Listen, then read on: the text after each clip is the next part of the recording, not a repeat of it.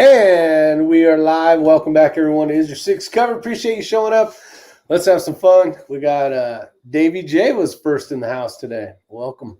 Hopefully left the door open for everybody else. We got Drew Bradley, Steve Headley, and TB so far. What's up? TB, that's not going to happen, my friend. I'll let you borrow it, and you can go do what you got to do. The digital borescope's what he's talking about. This is from Teslong. It's actually a really nice borescope. I wish it was a little bit longer, though. Who doesn't, right?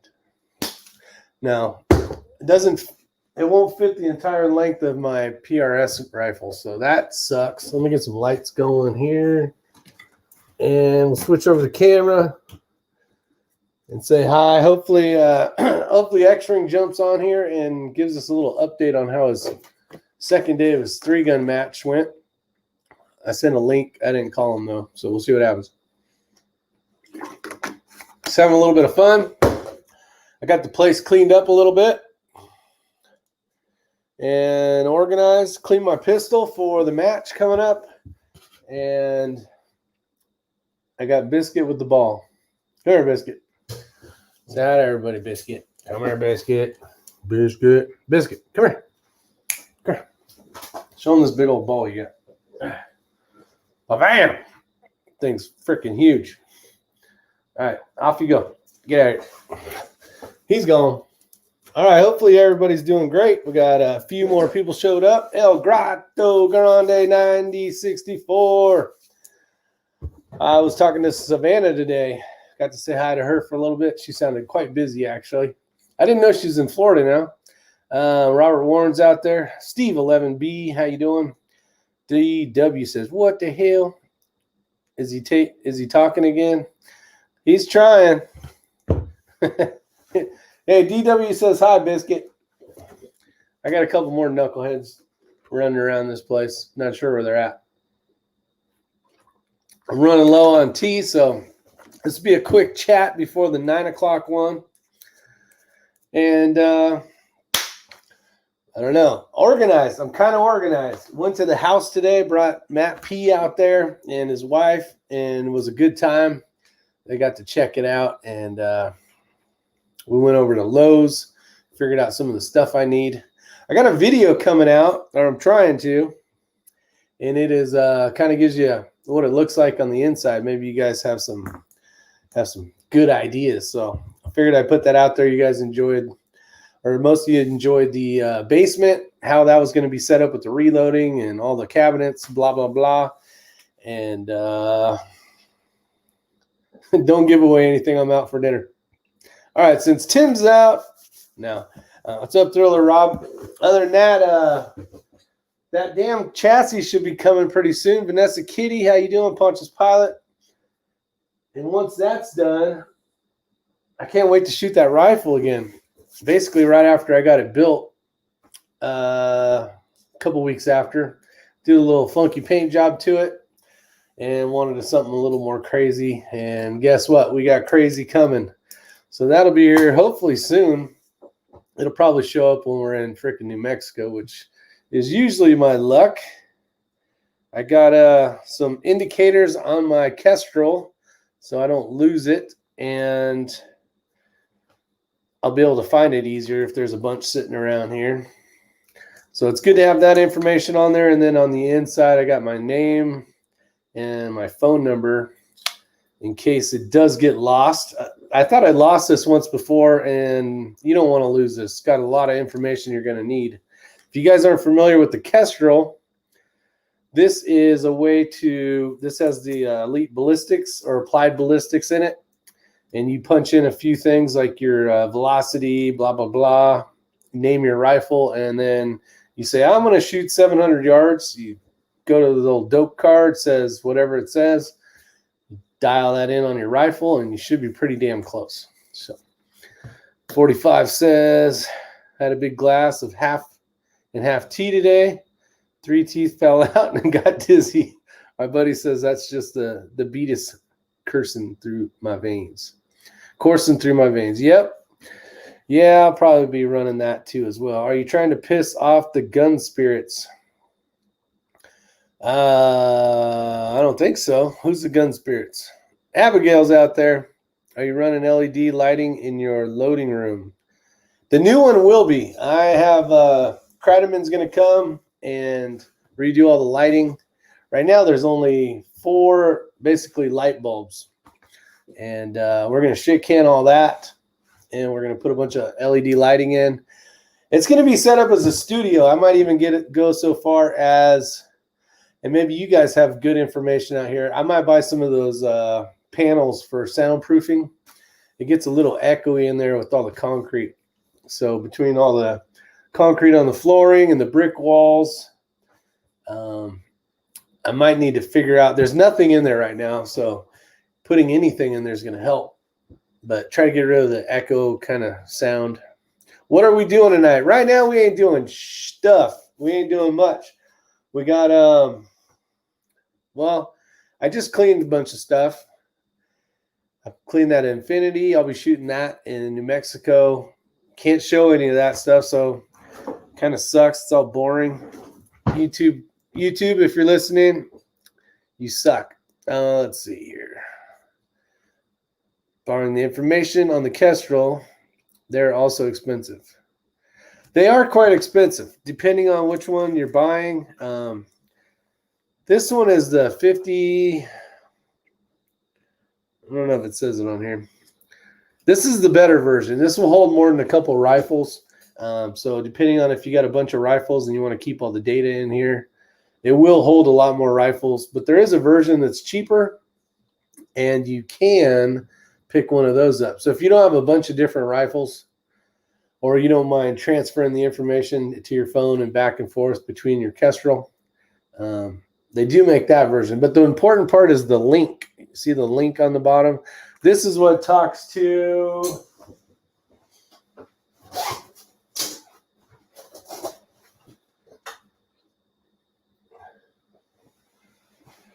this. So this is a Rangemaster 2800 by Leica.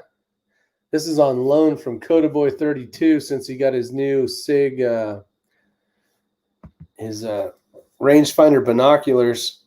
But I basically can push it, hit it on a target, and it'll tell the information of what I need. So that is really cool. And that's the reason for the link. I think if you're going to buy one of these and spend the money, just save up and do the link. A lot of stuff now. My Hud system that works for, it's basically a dope card that's electronic on the side of my rifle. This talks with that. So as the environmentals change while you're during the day as you're shooting, if you left it live, which means it's always taking in the information, testing the environment the whole time. But your dope card's going to change a little bit during the day as it gets hotter or colder. So it is a cool.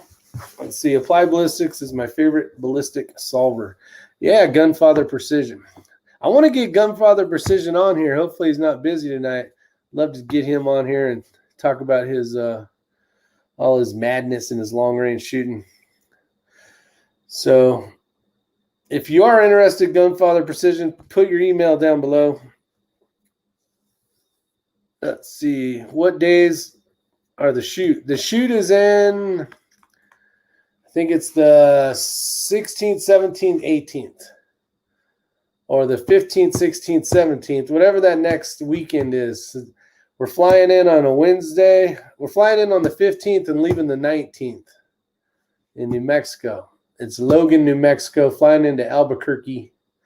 And it's whatever that weekend is. I know we're getting there early, so it doesn't really matter what days it is. All right, yeah. Gunfather, send me your email. Just put it in here if you can, unless it's like your personal email or something. It'd be fun to talk to you. Get some new blood out here. Let's see.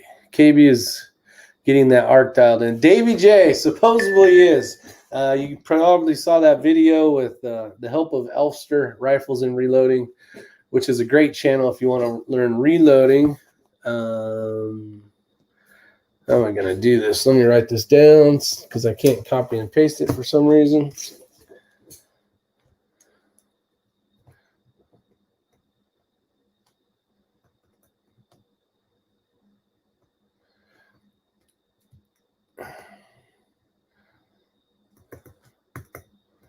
All right, so I want to be bringing in the Gunfather Precision, and we'll have some good discussions. We'll see how it goes. Have a little bit of fun, but let me type this in real quick, and then we will get rocking.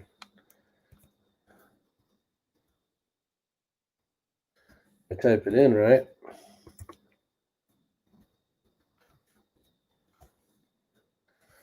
All right, and sent off into the wild blue yonder. So if you're not familiar with this channel, he does a lot of very long-range stuff. He does a lot of cool little competition, different types of shooting. And well, we'll let him talk about it. That'll be fun. We got Red Raider reloading out there. How you doing, Red Raider? Let's see. I got a mosquito in here. I'm going to have to kill the son of a gun. Let's see. Pontius Pilot says about a Ruger / Kestrel with Link. Works pretty well, but haven't really tested it. Remember, Pontius Pilot, the better information that you give to the thing, the better information it's going to give you. Kind of like the old saying, shit in, shit out kind of deal. You put in bad information, you're going to get bad information. So if you're trying to figure out like the ballistic coefficient of a bullet or something, look it up online because you really want all that information depending on what you're shooting. And what's kind of cool is if you're shooting something that's normal, you can actually go and find that ammo. You know, you could go scroll down to Hornady. It already knows the caliber. You scroll down to 147 ELD match, hit that, and then it's going to take the information that it got from Hornady.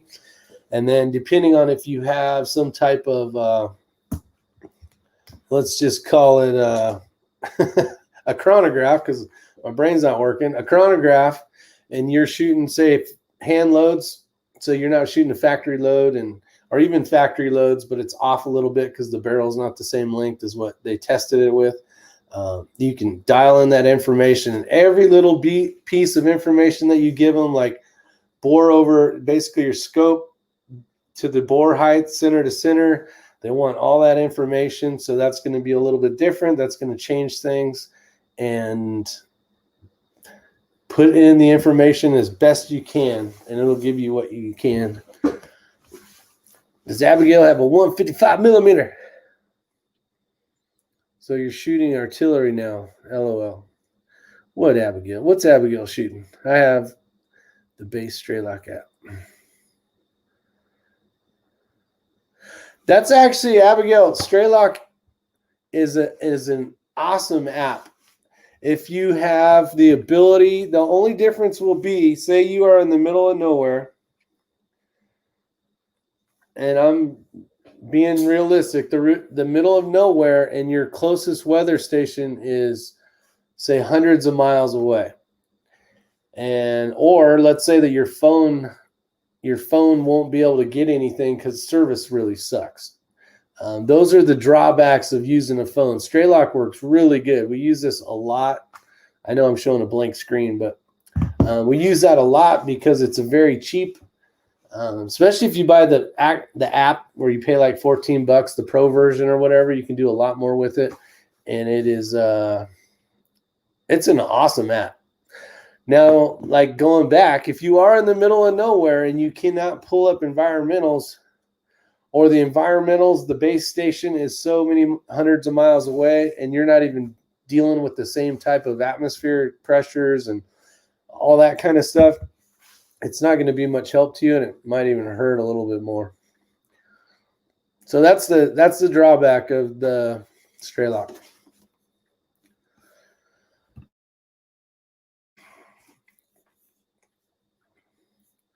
Bulldog, what's up, Bulldog 65? Thanks for showing up. New name out there. Welcome, Bulldog 65. Let's see here. The Shaggy Rifleman's out here. Conservative Sniper Hunter. I did not see X-Ring in my dream. Let's see. Welcome and join in on the discussion about all things gun and shooting. Conservative Sniper, awesome. Yeah, definitely everybody welcome. Bulldog 65.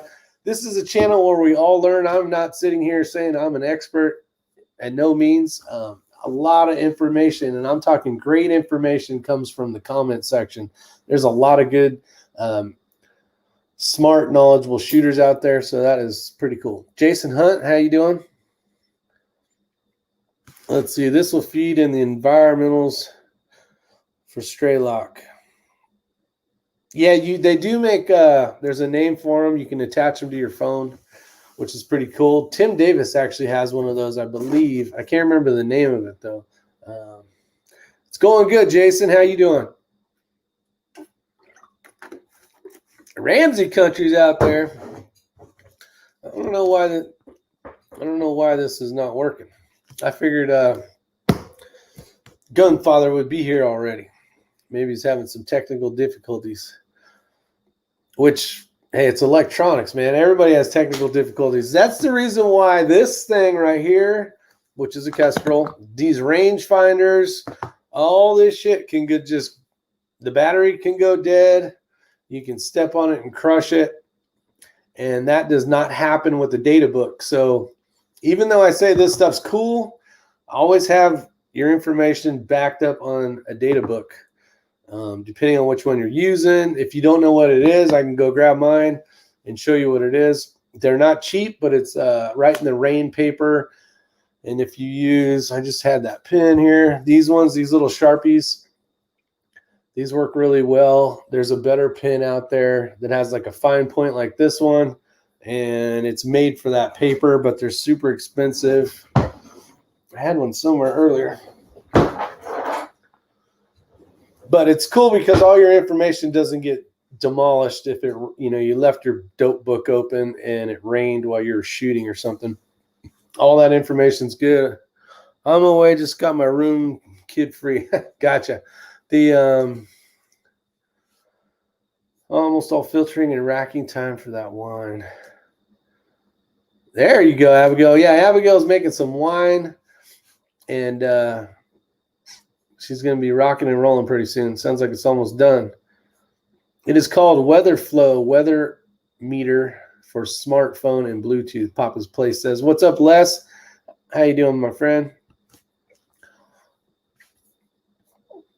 Todd Schmidt's out there. Good evening. Welcome to the show. Just having fun. If you got any questions, I'm not saying I'm going to know the answer, but hopefully someone in the comments section does. We got, we're running a little low today. It's a little early though. No, usually I do this around 9 o'clock. I do quite a bit of these live chats. If you ever get bored and you want to sit and talk guns, this is the place to do it. Abigail's talking meters. Let's see here. I want one conservative sniper. What's conservative sniper got? Oh, gotcha. Yeah, so conservative sniper has one of those. So that's pretty awesome. Pretty good, bro. What about you? If you don't subscribe to Is Your Six Covered, you ain't black. There you go. We got that going for us. With that said,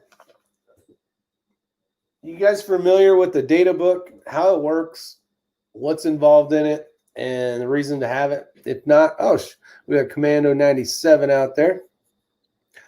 Otter's out there. What's up from Iceland? Otter from Iceland.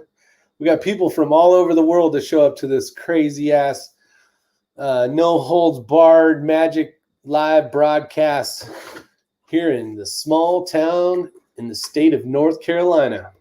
Sponsored by Bojangles Legendary Iced Tea. We're not sponsored.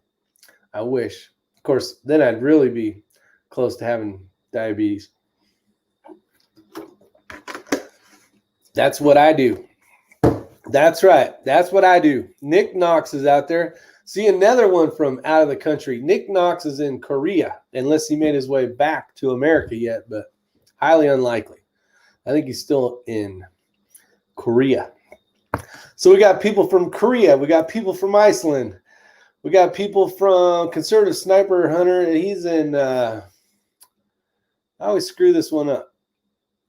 Conservative Sniper Hunter, help me again for the 100th time. Where the hell are you at? I always want to say Australia, but nope. Nick Knox is still in Korea. Australia. There we go. Damn it.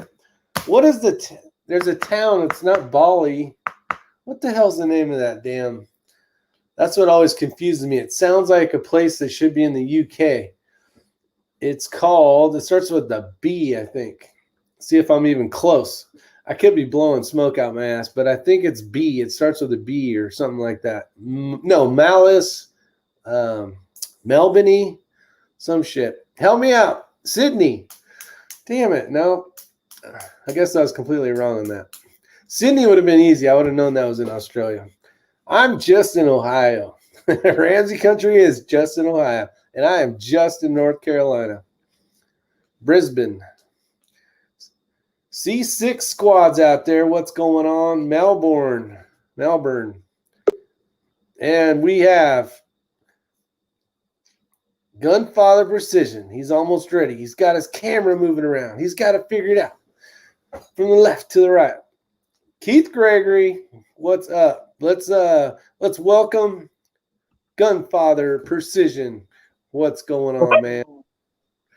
How's your day going so far? Busy. I just got back from Great Wolf Lodge with the kids. Nice. Been a long day, a long couple of days. That's the one in Tennessee, right? I think they're all over the place. The one we went to was in Cincinnati. Okay. They're close to Ramsey country, I do believe, somewhere. Yeah, he's in Ohio. I think that's what he said. Yep. He says, "What's up, man? What's going on?" Let's see. So how's been watching your videos? I think you should have quite a few more subscribers than you got. So I don't know how long you've been doing YouTube, but great channel, man. Great channel. I appreciate it. Yeah, I've been doing it 5 years or so, but I completely stopped messing with it for about 2 years. I used to do pistol shooting, like USPSA stuff, and then I just kind of laid off of it for a couple of years. And sorry, my dog's barking. And mine will be barking as soon as somebody pulls up my house too. when I got into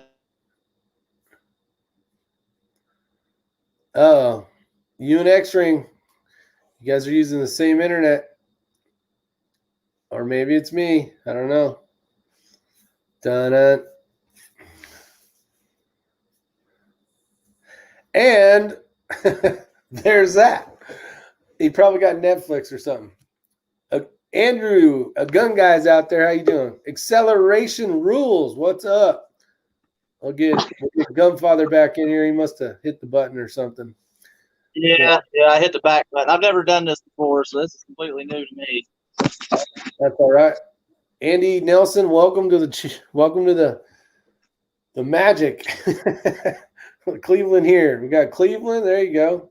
So what state are you in again? What is it? What state are you in? Indiana. Indiana. Okay. Very nice. And then it looks like you're shooting like a cornfield or something. Yeah, that's the biggest advantage of living amongst a bunch of cornfields. We got a long way to shoot in some places. Yeah, that makes it nice. We actually paid in to buy a lane at a cornfield so we're waiting to shoot 1,000 yards, but the problem is the backstop's not built yet. So we got to get the tractors in there and do all that. So unfortunately, we haven't been shooting there. John Townley, what's going on? So what is your favorite round that you've been messing with that's kind of new that you're really starting to like? The 7 Psalm is my absolute favorite round. There's a few different versions of it that are probably a little hotter than the regular 7 Psalm.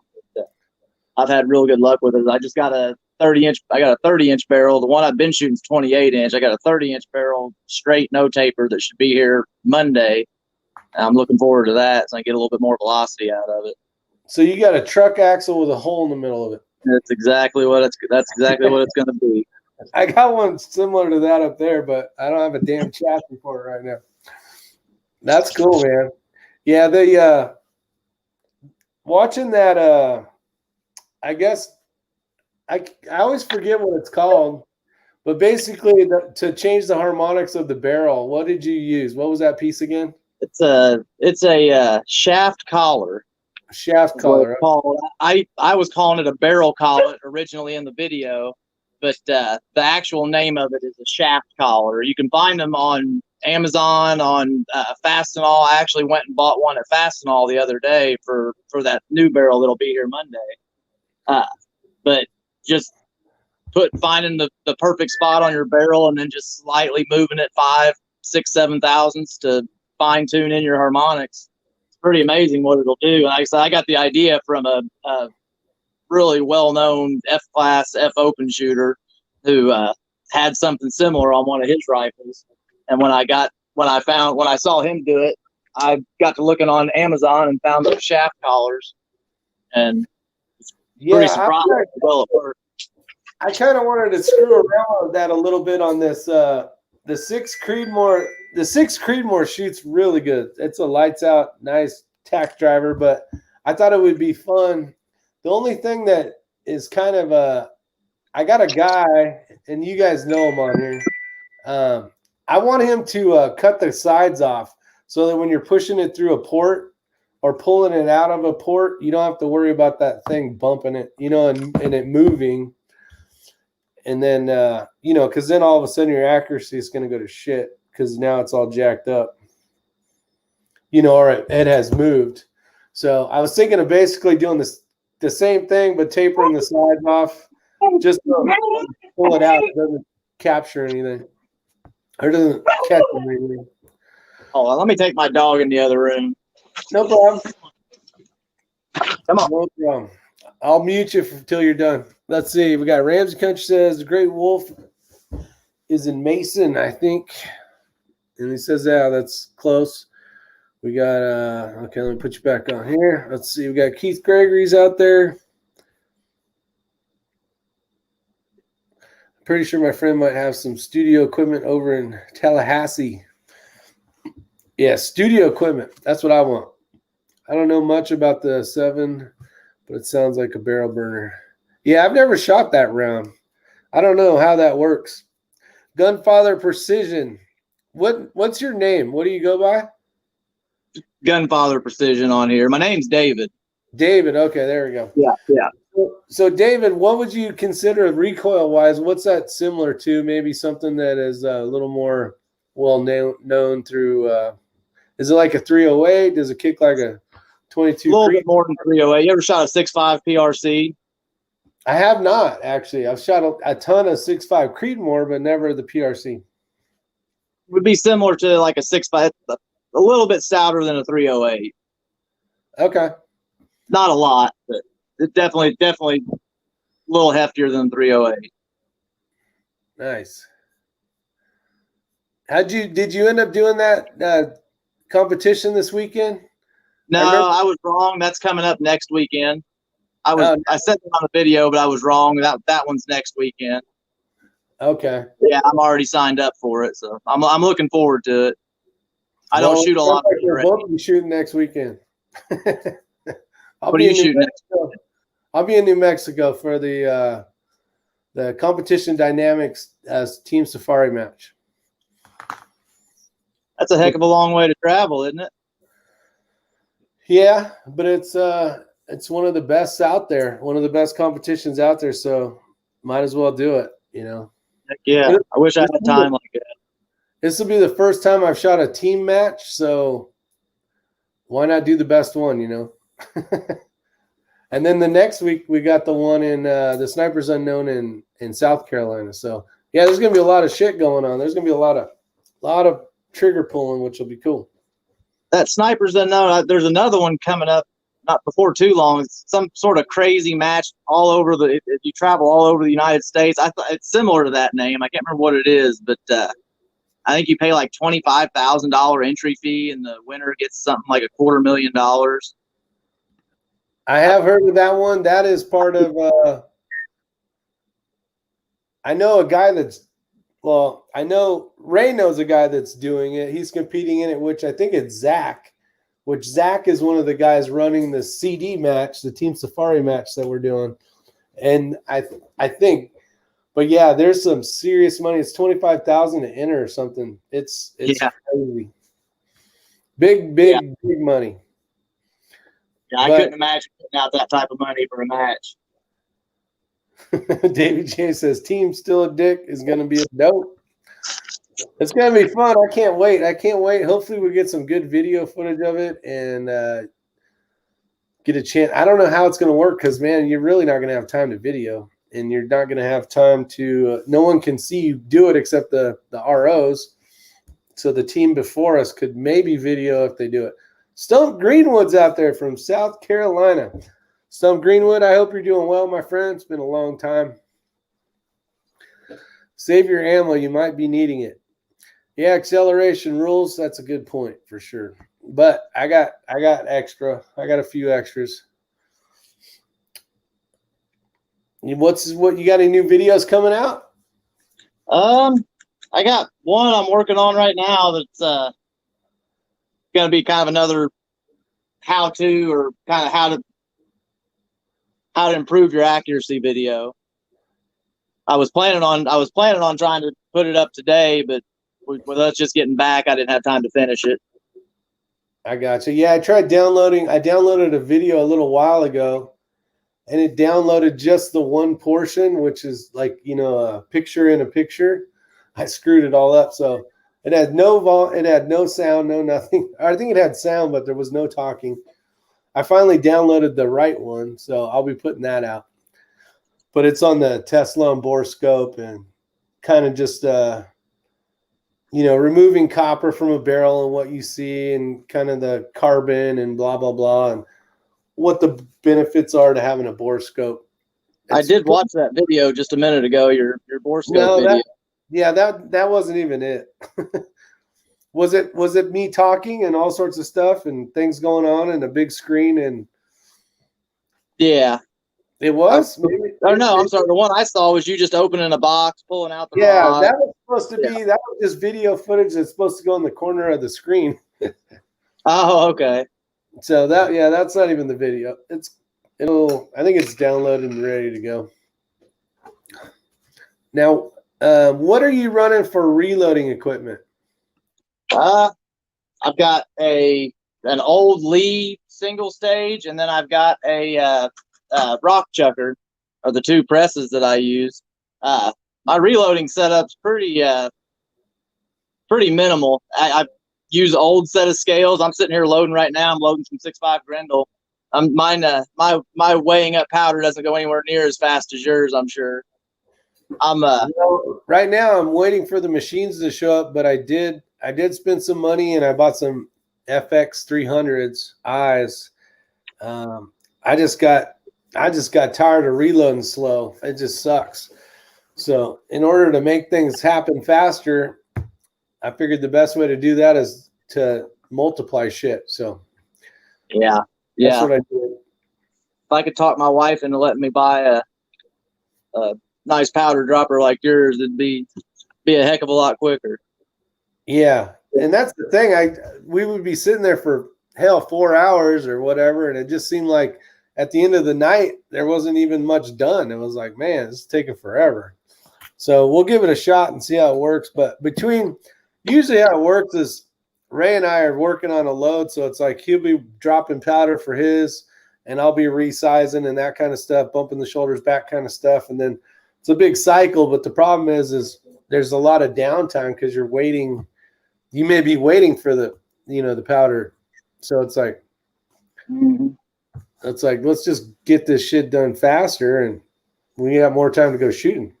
Heck yeah, that's the way to do it. Yeah, I've been fighting with this little weigh one at a time for a long time, it definitely gets old. Which machine are you using? Oh, I'm not using any machine. I'm just using a set of digital scales, and depending on how I do it, sometimes I set up a powder thrower and just drop powder that's close to my charge and then trickle in the rest. Or I just, what I'm doing right now, because this powder doesn't work real good in my powder dropper, AR comp, I just use a scoop, find out one that's close to size, throw a full scoop in, and then trickle a few more tenths of a grain in until it gets on. I hear you. I was using this forever. Yeah, I've got an old one similar to that too. Yeah, I mean, and it worked great for years. It was always good to test like if I'm running the 650 and it's been sitting around a while and I want to confirm the, what it's dropping, it helps for sure. But yeah, I did upgrade. I'm super excited about it. We'll see if it's worth the money or not. I do have 4 cups coming though. So each cup will have 2. So those will all have to be zeroed. Everything will be zeroed with the same weight. And then once everything's ready to go, it's going to be game on and just. While one's dumping, one's filling. One's dumping, one's filling on both of them. It's yeah. Heck yeah. Between moving the funnel and I'm so sick and tired of it. I just want to shoot. Problem is you can't buy accurate enough ammo, really. Mm-hmm. I mean, they make great ammo, but we can make better stuff than what they sell. Finding a factory load that works perfect in your rifle is hard to come by. Yeah, for sure. Let's see. We got Gunfather Precision. Is H4350 hard to find in your neck of the woods? Rick needs some. It was until recently. We've got a little reloading store not too far from here that just the other day posted a picture on Facebook of them having a whole mountain of 4350. Really? I've been using this recently, which is it's IMR's 4350 substitute. It's their 4451, and I've been actually pretty surprised with it. That's what I've been using in the 6th Creed that I've been shooting here recently. It's a little bit slower on velocity, not by much, but it seems to be real similar, like they say. I went a little haywire last night when we were talking on the live chat. I really chimed into Shooter's World about the SW 4350.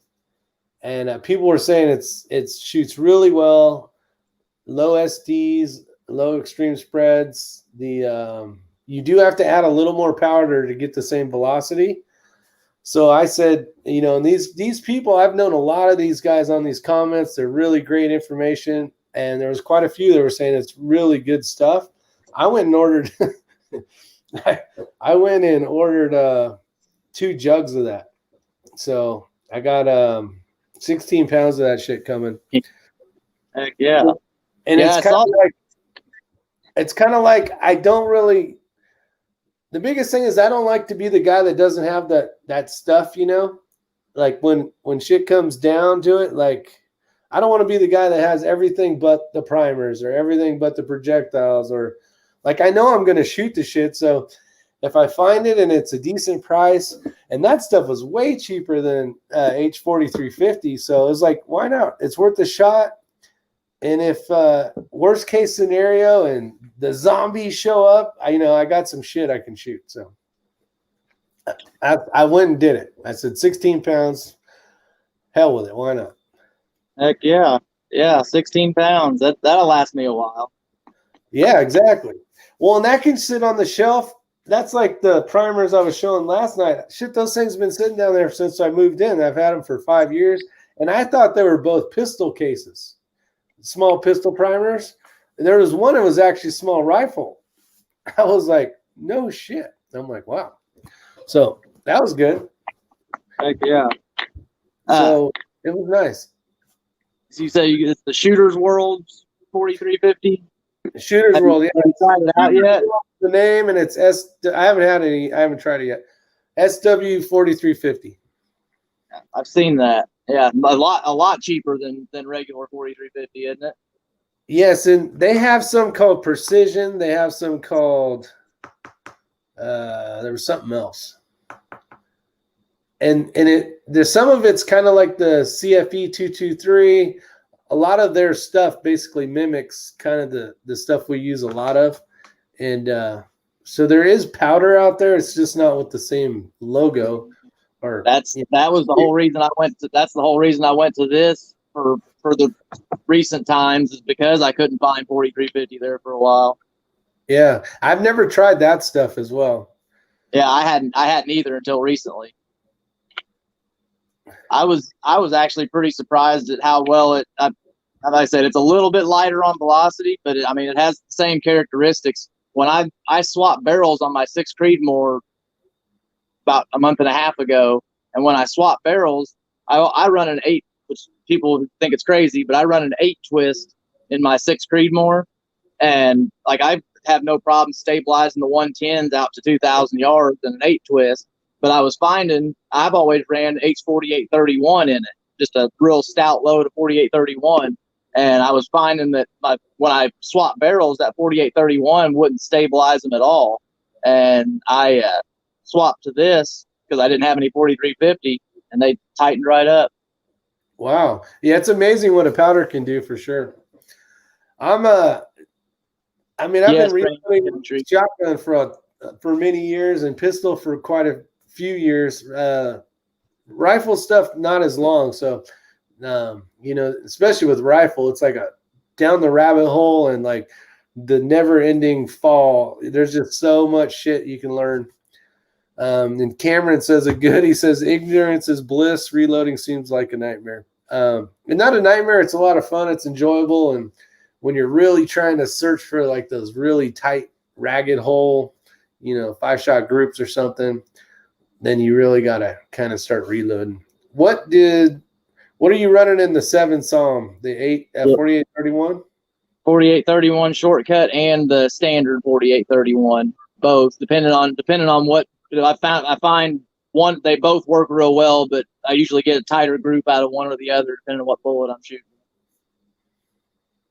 The shortcut version I know is a little bit more temperature stable than even the long cut version.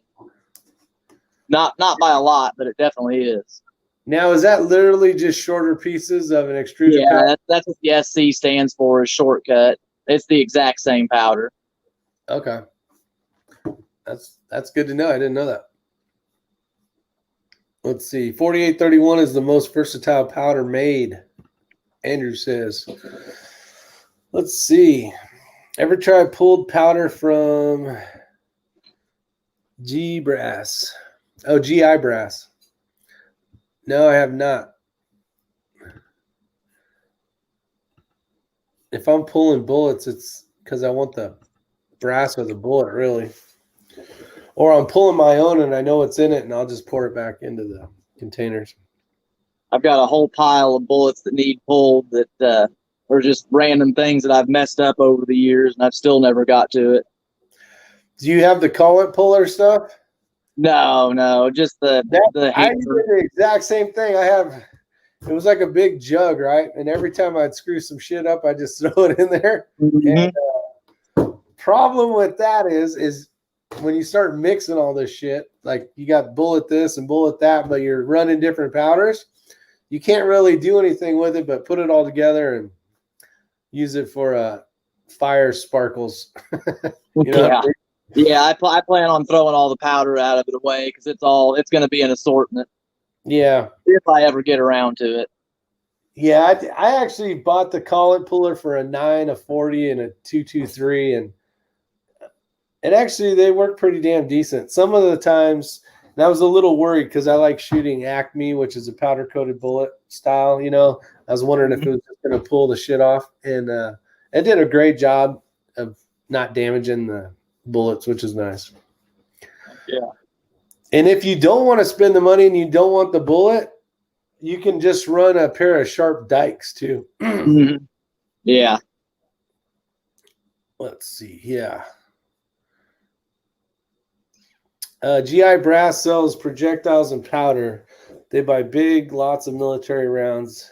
that don't meet the specs perfectly. I didn't know that. Acceleration rules. See, learning more stuff. Love it. Yeah, you have a heck of a group of shooters in your chat. I've learned a lot just from following your guys' chats. There's a lot of knowledgeable people out here in the comments section. There really is. Yeah, I learn stuff probably every time we do a chat.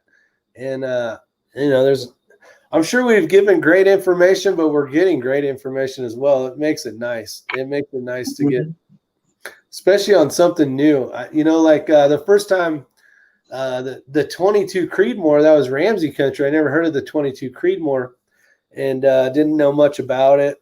Still haven't shot one, but just information like that, new stuff that people are shooting for PRS style, and their thoughts and issues they had, and especially with all these funky 6mm crap. There's so many 6mm things out there now. It's amazing what people are shooting, but yeah, there's good information out here. Hit and Steel. Go ahead. No, I was just saying hi to Hit and Steel, California. I'd say, have you got into the 6 arc yet? I know I saw Ray got that the 6 arc bolt gun. That thing shoots great. No, I don't. I got enough shit to worry about. I just want to be good with what I got. Like, I can't follow Ray around. I love Ray to death. He's but he's so good at stuff. He's looking for the next little edge that'll help him. Mm-hmm.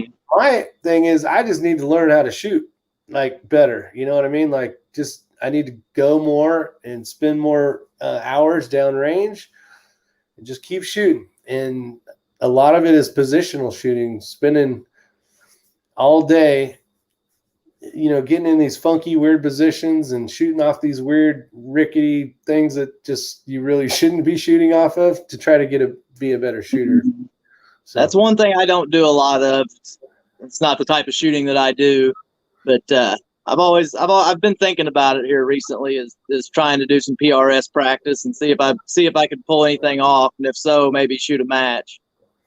Yeah, no, you'll enjoy the hell out of it. I know you shoot a different type of shooting competition, but it's a lot of fun. And it'll open your eyes up, because like most people start prone and they get decent at it, right?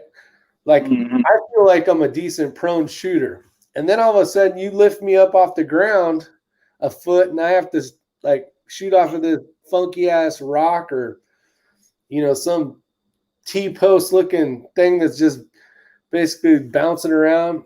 Oh, it'll humble you quickly. Like that's probably why I don't do it, because I'm a little scared of it. No, well, you only get better if you do it. I got humbled like nobody's business when I went to Utah and shot that PRC match. It was like, man, I should have hit that. And then I was having feeding issues with my mag, so that was pissing me off. But yeah, I learned a ton, and going to a big match, one of those big multi-day matches, those, I think there's 2 ways to do it. One of them is to start small and kind of work your way up to something big. Then the other one is just jump in the deepest into the pool and hope you don't drown. So that's what I ended up doing. Yeah, I shoot off depending on how high the beans get. Sometimes every once in a while I'll get up on the stand in my truck bed and shoot off the top of my truck. And even doing that, I am not even close to as stable as I am on the ground. Yeah. Well, I noticed you shoot from that bench that you have. Usually, yeah. Where you're talking, you do the video and then you'll shoot. I'm like, man, that bench even has to be tough, I bet. Yeah, I've actually got a seat sitting behind it that I can sit on, and that makes it a lot easier than trying to sit on the side of the bench and shoot. But yeah, it's definitely I can also lay down prone next to it. I typically do my load development, like get things real close from there, and then when I'm confirming my loads, I'll lay down prone next to it and shoot from there. Nice. Yeah, that's my home range. I've got 125 yards here at the house, and then 6 miles down the road, I've got the big long field. Yeah. And now how far does that go out to? 3,100 is if we stretched it out as far as we could, if all the crops were out and everything was just right, we could get 3,100 out of it. And the cool thing about that place is I can shoot in 3 different directions. There's nothing because it's kind of in a big bowl, so I can shoot in 3 different directions. It's surrounded by woods and hills on each side. So, wow, that's awesome. Yeah, it's a great place to shoot. Yeah, I always wondered. I'm like, hopefully, there's no guy picking corn down the way. No, I know all the basket, and he's like, "Yeah, I'm gonna get this. I'm gonna get this one." Yeah, there's a couple of sets of farmers that own that both plots of land there, and I know both of them real well. As a matter of fact, I got one of their sons comes out with me all the time, and I got him hooked on shooting, and now he's actually getting pretty good. Nice, that's awesome. Yeah. I had my son. He was super interested for a little while in shooting. He was for a while years back. I started taking him to some IDPA competition stuff when he was like 13. There's my dogs. And I bought him a pistol. He was using the VP9, and then he kind of got out of it. And then the whole thing, girlfriends and skateboarding, and now he's an adult now, so he doesn't want to hang out with dad as much. So it kind of sucks. Maybe he'll get back into it. Yeah, I'm waiting. I can't wait till my son's big enough. I got a 4-year-old. He's like every once in a while I'll get him out behind a 22, but I'm waiting for the day. I'm waiting for the day when he's big enough to get behind center fires. That's going to be awesome. Yeah, it's a lot of fun. I mean, it's something you'll remember as a dad forever. We got Sergeant Devil Dogs out there. We got C6 Squad says, I'd love to do some of those matches, but I'm in a wheelchair. There might be different ways of getting around some of that stuff, C6. Maybe, I don't know. I don't know for sure. Maybe Ramsey Country, some of you guys out there that do different types of shooting competitions. Have you seen ones where maybe they can do something like that? If so, leave it down below. Give them the information if you have it so other people can learn. As you know, I want to say Ramsey said something about a while back that the type of those steel matches he shoots, you can either do prone or bench. I kind of remember him saying that actually. Now, would that be a good thing for because you do a lot of bench rest shooting, right? Well, I do. I've been practicing 22 bench rest recently, but no, most of the stuff I do is F class, just prone shooting. Oh, prone shooting. Okay. Yeah. I was gonna say the bench rest might be a way to go if you're in a wheelchair. Depending on how it's set up and can you get from your vehicle to where they're gonna shoot, which I'm sure with the help of people it wouldn't be a big deal. I mean, I'd help somebody if they needed help. But there's bench rest matches that go out. I mean, there's just like there's F class matches. There's 1,000-yard bench rest matches. Yeah. Andrew says he's got probably the best answer I've seen on here. Don't rush it, man. I tell you what, mine went from 6 months old to one's an adult and my other one's 16. I mean, it's just so damn fast.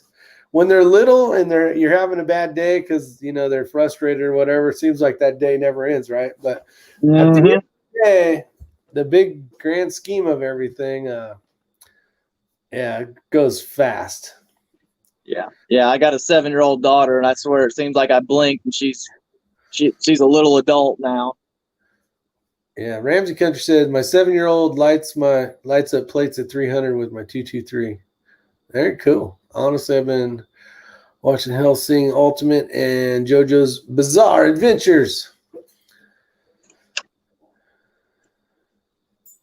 Yeah, I think there's a match for C6 Squad out there somewhere.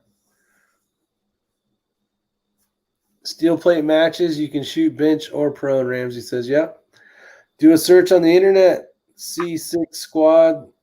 I'm sure there's be wheelchair-bound shooters. Oh, God, you would think there'd be a ton of wheelchair shooters, I'm sure. I saw a video a while back of a guy who I want to say he was in a wheelchair and I don't know if it was from a war or what, but he had no arms either. And he was down shooting bent over completely and using his toes as his trigger finger and being able to look through the scope and everything. It was pretty impressive, and he was really good too. He's really good. Yeah, I've seen those videos. He's damn impressive.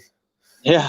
And if you want to do something bad enough, there's a perfect example. Like, I would be trying to figure out a way to make it happen for sure.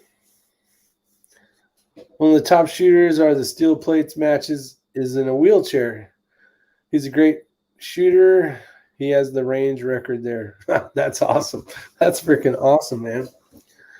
So there you go, C6. If you guys, I don't know where C6 lives. Maybe if you guys are in the area or know maybe where he's at, maybe send him an email or something. Some places nearby that may have it, may have some matches for him. Where there's a will, there's a way. That's right. 45 says International Paralympic Committee has rifle and pistol classes. Yeah, that'd be badass. C6 squad could be shooting from the USA, man. That'd be badass. Oh, he's in Hickory. Shit. All right. Maybe I'll ask around then because he's near me. Got Andrews out there. Let me send him a link. Copy, email. Send. All right. And it's on its way. Let's see. That match is in Central Ohio. Where there's a wheelchair, there's a way. Carcane, you're killing me, Smalls. Let's see. International. Blah, blah, blah, blah, blah. All right, Hickory. Yeah, Hickory. I don't know exactly where Hickory's at, but I know it's close by because I hear about it all the time. And Mr. Radio, the real. Let's get ready to rumble. You can't say that. That's trademarked. You're going to hell for that one.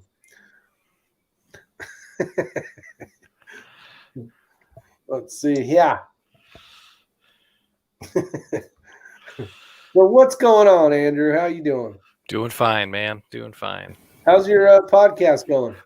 Really good. I still have not yet to see one, watch one. I got a pen and I got a piece of paper, and you're going to tell me what it is, and go.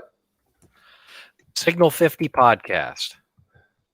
Signal 50. 50 podcast. You can find us on YouTube, Rumble, Apple Music, Apple Podcasts. You can find us on Google Podcasts, Podbean. We're all over the place. Holy shit. Yeah. It got crazy fast. So, question. Sir, yes. Question is, if I watch it on YouTube, I get to see you guys moving and yapping like right now, right? No, you do not. What the hell? Yep, you just see icons flashing on the screen. My partner in crime is he works in a profession where if he were seen talking about the things we were talking about, he would lose his job. Gotcha. Yeah, he works with a lot of academics. He's a ninja. Yeah, we're trying to keep it cool, keep it on the low. That's right. Oiley's out there. How you doing, Oiley? C6 squad. That's awesome, man. Yeah, I'm about 40 minutes from Ashhole. Sorry, for some reason I don't like that place.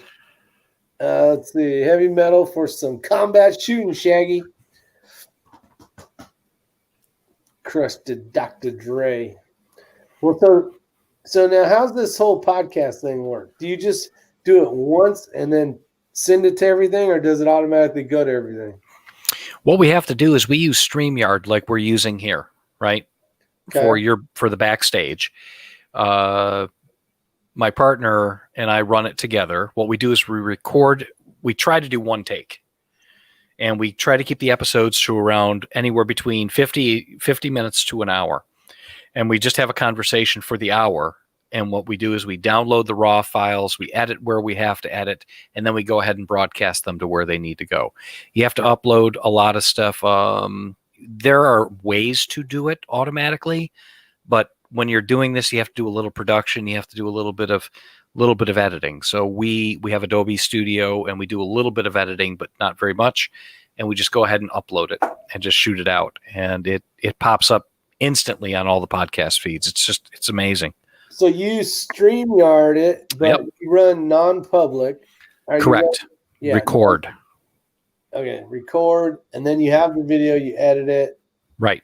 And then you send it down its way. All right. Right. Because StreamYard will give you an audio stream only, and it will also give you a video stream, a recording. It'll give you both recordings. So we do both formats. The audio format goes to the podcast outlets, and the video format goes to Rumble and YouTube. That's cool. It's interesting. It happened fast. So anybody who's ever interested in doing that kind of thing, there's a lot to think about. It's a lot of fun. I've actually thought about doing like a podcasty kind of something. We're going to have an episode of the podcast coming up that I want to invite you to. I think you might find it interesting. All right. We'll send you an agenda beforehand, so you'll know what's going on. This is too structured. I don't know about this. I like shooting from the hip. Seat in my pants. I'm just kidding. Typical fireman. Just don't tell me what the topics are, and I'll have to maneuver around. We'll Mad Lib it. There you go. Well, it's almost 9 o'clock. I'm supposed to start a live show at 9 o'clock. Yeah. So, any word on how Ray's doing? No, asshole hasn't texted me back or called me or anything. He's probably trying to carry his trophy.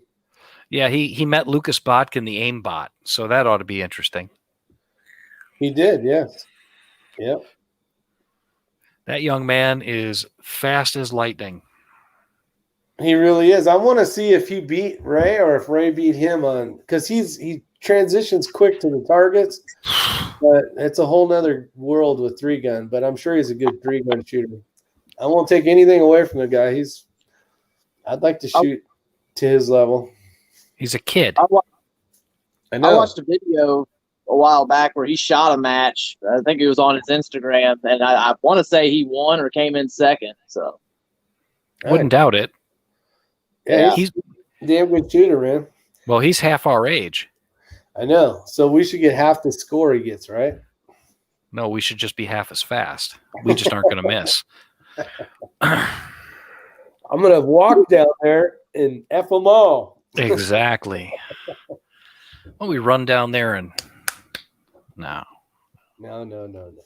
son. No. Ramsey Country says, everyone be sure to hit that thumbs up button. Smash that baby. I got to say, he's a smart man. You guys should hit that button for sure. Let's see what else we got going. Whatever happened to AC/DC? Did you guys hear that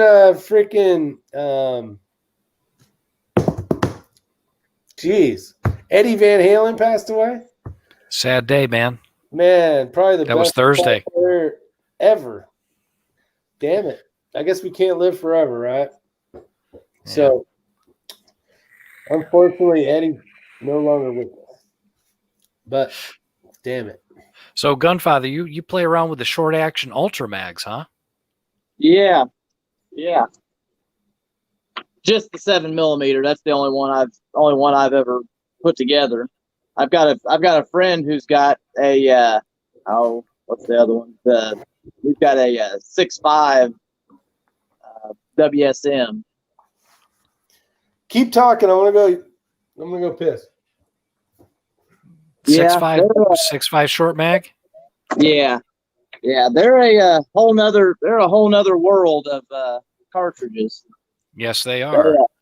I built mine on a long action. Well, I built mine on a long action Tikka. There's an argument whether Tikkas use the same size action for long and short, but I think the bolt stop is further back on the long action, and the magazine port is opened up for long action magazines. But I built mine on the long action, so I'd have enough room to load. If I wanted to run it magazine fed, I'd have enough room to load 180 class and above. Very cool.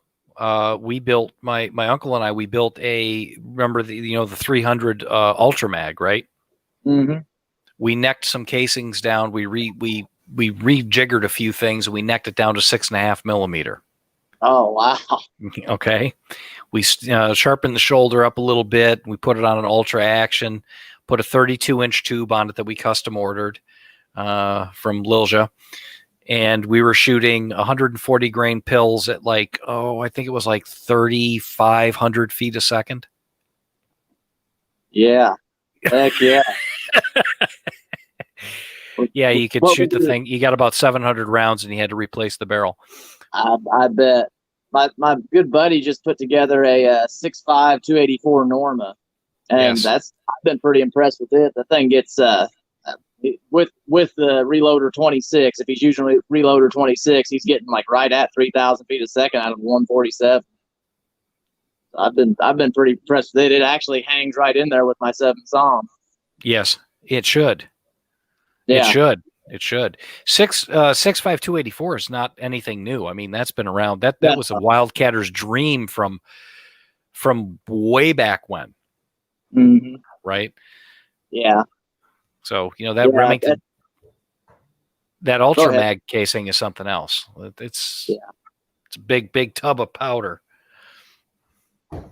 Yeah, there's something about that wide case and sharp shoulder angle that produces a lot of velocity. A lot of horsepower, man. We used to touch that thing off. We went up to there's a gravel pit up in Princeton, Minnesota, where we used to go shoot that thing. Nutter butters. Uh-huh. Chocolate covered, baby. Oh, Jesus. Diet food, huh? Well, since I'm not getting dinner tonight, since our chat's just going to be the extended version, I'm not eating dinner. I'm eating this.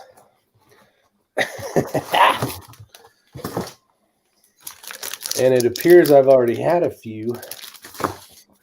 Oh, Let me mute myself so I don't make crackly plastic noise. We'll just be able to see the crumbs dripping out of your gob. There you go. So how flat did that 6.5 Ultra Mag shoot to like 1,000? What kind of elevation was it? It was ridiculous. I can't recall the exact number, but with 100 yard zero, the gun, we only had to put, I think it was like maybe 4 mils for 1,000. Heck yeah.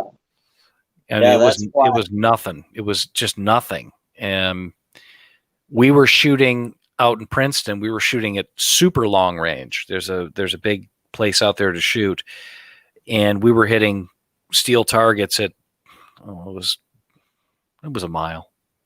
I never was able to connect with it, but I'm not that great a shot at that distance. But others are. So that gun is fully capable of doing it. Oh, I'm sure. Yeah. Yeah. Shooting out to beyond a mile, there's a whole another set of environmentals that you got to pay attention to.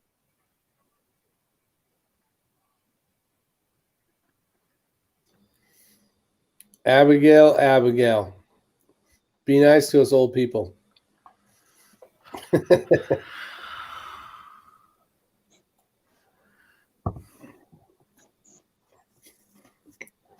The dogs are like, you ain't getting none of this.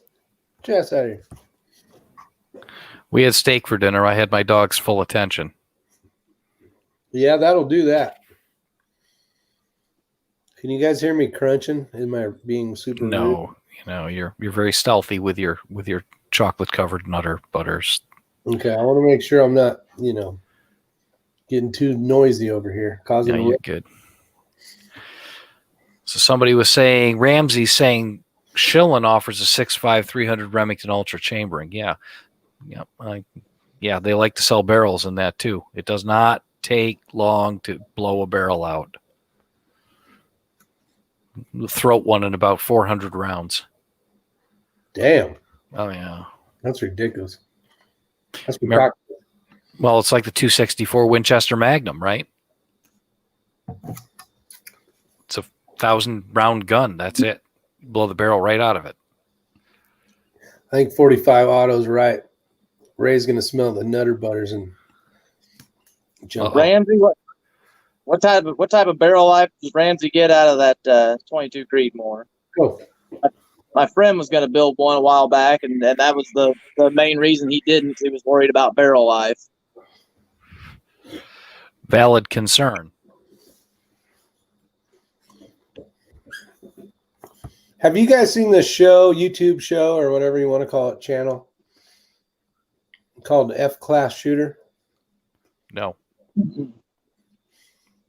So I was watching this video today, and that guy goes through 4 barrels like easy in a year, no problem. 4 barrels. What's he shooting? He's shooting sorts of different crap, but it's amazing. Those guys, I guess when you get to that level, I guess he's a really good F-class shooter. I just can't believe. Years ago, I didn't even know you could wear a barrel out. And now you got people that are freaking going through like 4 or 5. I think he said like 4 or 5 or 6 barrels a year. Like, that's a lot of damn shooting. It's just crazy. I don't know what he's shooting exactly, but that's almost ridiculous what it is. I typically go through 2 a year. I usually go through 1 6 Creedmoor and one of the 7 Psalm now once a year. It's unbelievable. Now that makes more sense, but man, to be blasting through freaking.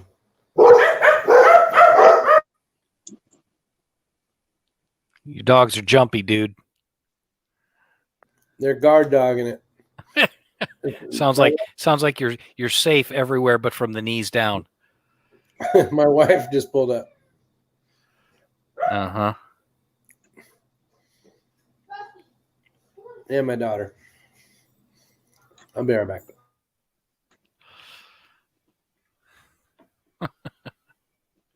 Yeah, Gunfather, don't wish your kids to grow up too fast, man. Yeah, that. Yeah, I say I can't wait for them to get old enough, but yeah, they grow up too fast as it is. Yeah, they do.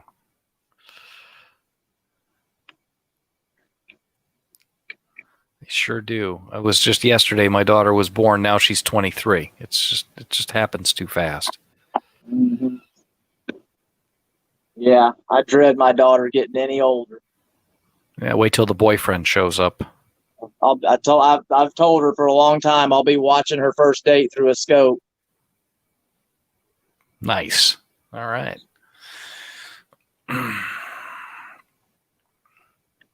The guys in the Abigail Fennigan's giving everybody a rock and roll history over in the chat section. Cool. Hey, I think John Jeffries is right. F-Class John. Okay, yeah, I know who you're talking about. Yeah, Pop's Quest is out there. Welcome, Rob. Yeah, he's got some really great information. I don't shoot F-Class, but he has, just because it's shooting is shooting for the most part, and F-Class is super accurate. So it's like, if you can learn anything from someone that's trying to get the most accuracy, it works out well. So, yeah, he's got great information. It was one of his videos that the reason I bought this, I can't remember what they call them now, but a much more accurate trigger pull gauge.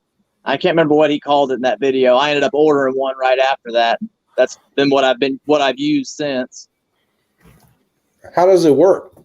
It's basically one of those like hanging weights, or hanging scales, like oh heck, I can't think of what you would call it. Similar to like a fishing, like a balance beam. No, like similar to what you weigh fish on, like one of the hanging fish scales. Oh. So you hit the rifle from it? Like a wheeler? No,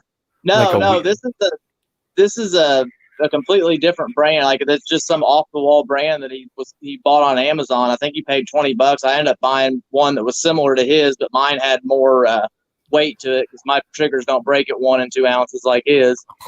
Jesus. Yeah, talking to some of those guys, you're like, holy shit. Yeah. You Yeah, got a lot of those triggers, you literally, the second you touch them, they go off. Yeah, that's called cheating. Well, my uncle had a well, it was mine too, a Steyr SSG 69P2 with double set triggers in 308. You pull the first one. The first one's got about a 3 pound. The front trigger's got about a 3 pound trigger pull. The rear trigger was 2 ounces. You touch that bitch and it's gone. Yeah, Just yeah. That's touch what, it. That's what. I have a Thompson Center like that. It's crazy. And it is like, I tried tweaking with it to make it less light, like to make it a little bit harder. I mean, it is stupid. Yeah. You got to be ready to rock and roll when you touch that damn thing. I've got the Pro Touch trigger by Hyperfire in one of my ARs in my game gun. And that is about a 2.5 pound trigger. And it's absolutely frighteningly light for an AR-15. It is no creep, no over travel. Touch it, it goes. It's like, whew, it's a little scary. Shoots good though. I've not seen that video yet, Conservative Sniper Hunter. Not yet. They got some good stuff.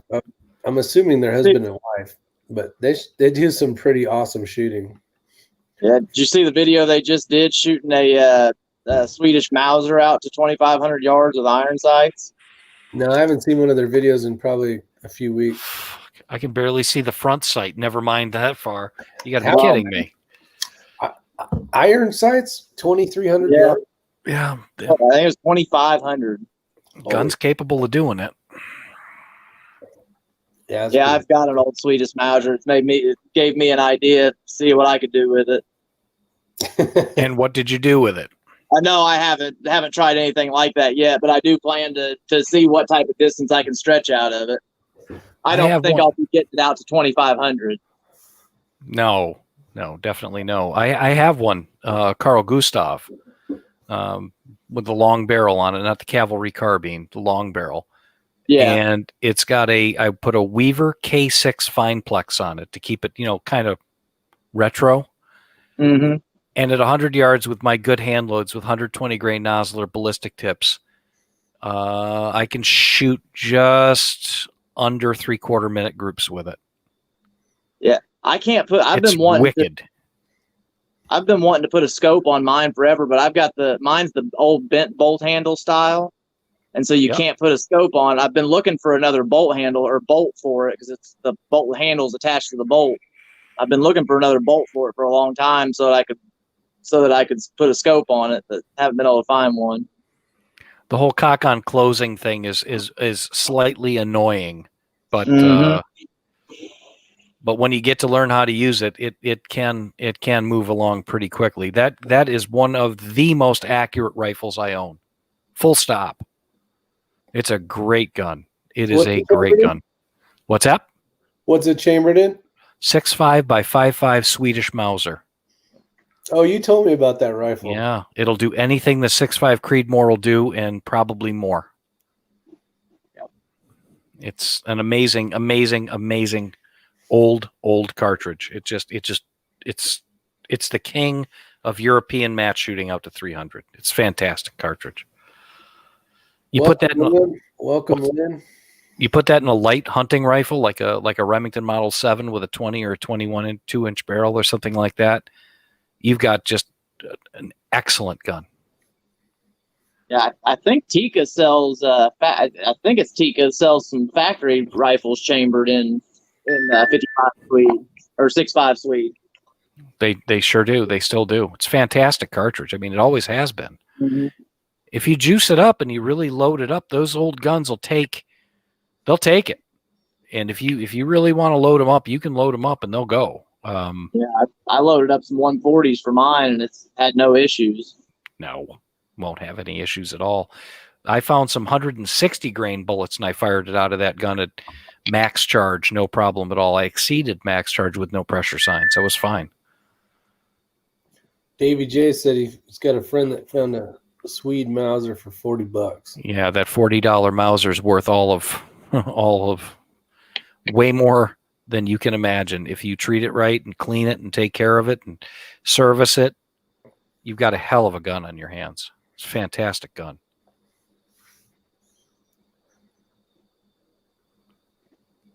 All good music went to the nursing home, just like somebody said. Stop it. We're on our way. That's it. Hopefully it comes sliding in with freaking On 2 wheels. 2 wheels and barely making it. Exactly. I don't want to die healthy. That's right. How are those old school AK-47 snipers doing? What they do considering open bolt system and still lethal at 800? SVTs are closed bolt guns.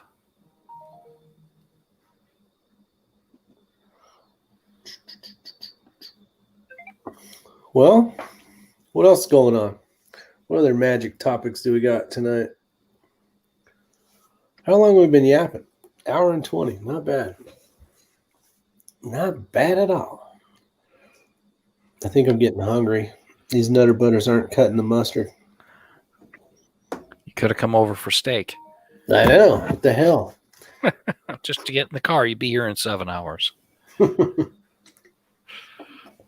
Yeah, with no traffic. Could take you 7 hours from Quantico to my house. I'd probably have to eat before I got there, just from the drive, and then eat again. What's up, Jer Bear? How you doing? The Hornady Factory Super Performance ammo in 140 grain with my 24-inch barrel and my sporterized Swedish Mauser. Yes. 2,800 feet a second with sub MOA at 100 yards. Nice. Exactly. That's all you need right there. Sub MOA and 2,800 feet per second. Let's put it to you this way. That old gun probably built somewhere between 1905 and 1925, if I'm not mistaken, depending on who made it. You could take that. If you could see the target, you can hit it. Period. If you put the right optic on it, it'll perform just as well as anything else. And it's a surplus gun. It's unbelievable. DW, I taught him how to say mommy's home. That's what you heard. That was mommy's home. Let's see. This sold. It's probably they sold tens of thousands of Swedish Mauser Model 9638s here in Australia back in the 80s. Yep. I recently saw brand new original Swedish Mauser barrels at a surplus store. Yeah. Damn. Yeah. That'd be cool to get a hold of. Yeah. Yes, sir. It's fun to get some of that stuff. Nothing wrong with a Swedish Mauser, man. I'll tell you that all day long. Do they sell bolts straight with the non-bent bolt handle in that same surplus store? Hopefully. No such luck, dude. Yeah. I've been looking. Mine's got a bent bolt handle on it. How'd you get it scoped? Dished out the side of the bolt, bent it down, Okay. extended it, dished it out, and I've seen reprofiled people it. do that. Yeah. Just heat it up and start smacking it around, or what? A little more to it than that. We did a little grown up magic to it, but it's not as easy as all that. You can heat them up and you put a heat sink in them and you can smack them around a little bit, and you can do it that way, and it works. Or you can extend it and dish it out, and that's what you have to do sometimes. And it's got a pretty high scope mount on it too. The bases are pretty high, so you do get good clearance. So that's something that we had to do. Yours is a Jer Bear Tactical, Carl Gustav 1917. Bingo. That's mine too. Pretty sure it's a 17. Isn't that crazy? That's the one cool thing about firearms. Doesn't matter if it's over 100 years old. It still can be just tack driver all day long. They're unbelievable. I remember back in the late 80s, early 90s, up to about 94, 96, you could buy a Swedish Mauser at the gun show in Cosmoline, packed in the brown paper. And you could buy a case of ammunition, and the case was, I think it was 2,200 rounds. You could buy the whole shooting match for $150 American. Wow. Yeah. And the worst part is, we didn't buy 10 of them. No shit. Should have bought all the ammo. Still be good. Hell yeah, it would. Stuff shoots. You can't believe how accurate that cartridge is. That's what a lot of people don't understand. You can find just super old powder if taken care of, or super old ammo, and it's going to fire like it was made yesterday. Jer Bear is telling you all you do is take it to a gunsmith and he can modify it. Just go ahead and, Gunfather, take that to somebody you trust and let them go at it. I've thought about that. Val says, no wonder nobody showed up for my chat. I didn't know you had a chat going on, buddy. I've been yapping for an hour and a half already. Hopefully you're doing well, Val. Let's see here. All you need to do is take that bolt to a qualified gunsmith that has a blowtorch and a hammer. No problem. Abigail's making mead. That's a tricky thing to do. Mead. Yeah, that's tricky stuff to make. What is that? Go more into depth on that. I don't know. It's probably going to say all the wrong things. Mead is like a honey wine, I guess. It's like an ale, like a honey ale. It's the sugar in it is sweet. It's honey. Oh. It's really hard to make because the honey kills the yeast to ferment it. It's kind of difficult to do. Wheeled and well arms out there, welcome to the show. We're going to be wrapping this up shortly, but appreciate you showing up. So here's a good question for you. So would you think a good old rifle would be from a country that did well in World War II? Oh, what the hell? Fair enough. Honey-based hooch, 45 cents. Yes. Out of honey or corn, Drew says. See, I don't know. I didn't know what that meant. Yeah. It's good stuff. Give you a wicked headache. Yeah, if it's got a ton of sugar in it. Woo. All right, guys, I'm calling it a night. See you next time. Shaggy Rifleman, I appreciate it. I'm actually calling it a night too. I might be back later though. I need to go eat, or I want to get hangry. Yeah. That'll be bad. So let's reconvene in a little while. It's 9:08 right now, at least on my phone, and let's shoot for 10 or something. Go eat some. And break. All right. So anybody want to say anything? And You're still live. No, I know. Anybody you want to tell them anything before we get out of here? Not really, other than, I'd appreciate, this is a good group of folks. I've enjoyed spending time here and learning from folks here. I would appreciate if, you guys can come give us a check out, listen to the podcast. Yep. Signal 50 podcast.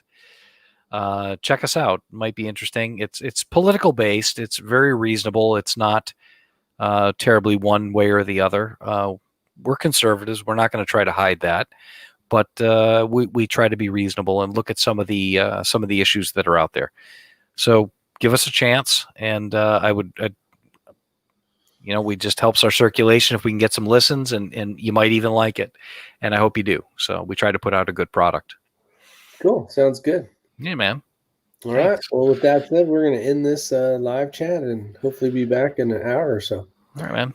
Thanks for having me. Take care, guys. Oh, thank you.